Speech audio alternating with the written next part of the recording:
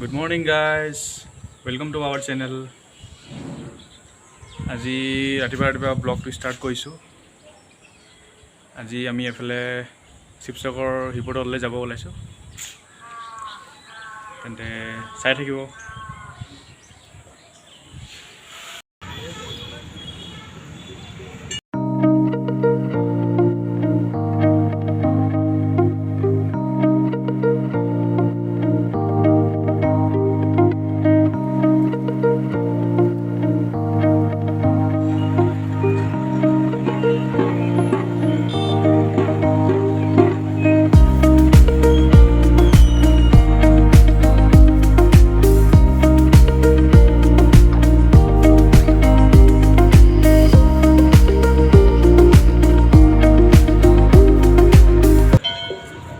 এতিয়া আমি শিৱদৌল পাই গ'লোঁ। এয়া শিৱদৌল আৰু এয়া আমি চাকি এয়া থালি লৈ ল'লোঁ। এতিয়া সেৱা কৰিবলৈ যাম আৰু এয়া মিষ্টাৰ চাই থাকিব।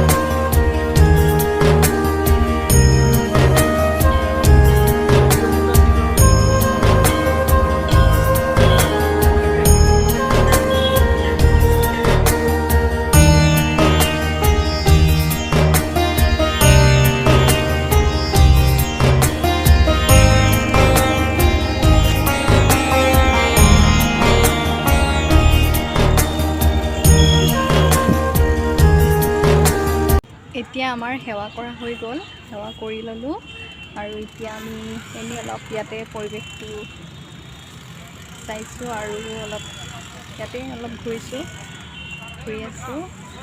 আৰু এই শিৱদৌলটো আহোম বৰৰজাই 1734 চনত স্থাপিত কৰিছিল আৰু এই শিৱদৌলটো শিৱসাগৰ একদম মাজমজিয়াতে অৱস্থিত। আপোনালোকে যদি কোনোবা অহাও নাই আহিব পাৰে, ইয়াৰ পৰিৱেশটো খুব সুন্দৰ হয় আৰু বহুত মানুহ ইয়ালৈ আহিছেও। আৰু আপোনালোকে যদি কোনোবা অহাও নাই আহিব পাৰে, পৰিৱেশটো খুব সুন্দৰ আৰু এটা ধুনীয়া পৰিৱেশ আপোনালোকে উপভোগ কৰিব পাৰে। আৰু এনেও মঠ মন্দিৰ হওক নামঘৰ হওক ইয়াতে সেৱা কৰিলে এনেও মনটো পবিত্ৰ যেনো লাগে, তো আহিব পাৰে আপোনালোকে।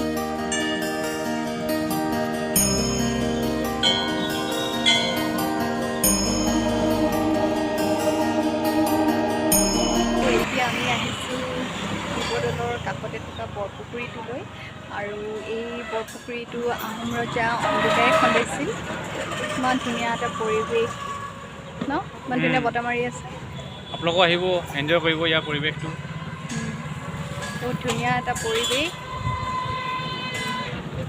ঘৰলৈ যাবলৈ মন নাই যোৱা, কিন্তু যাবই লাগিব, যাবতো লাগিবই।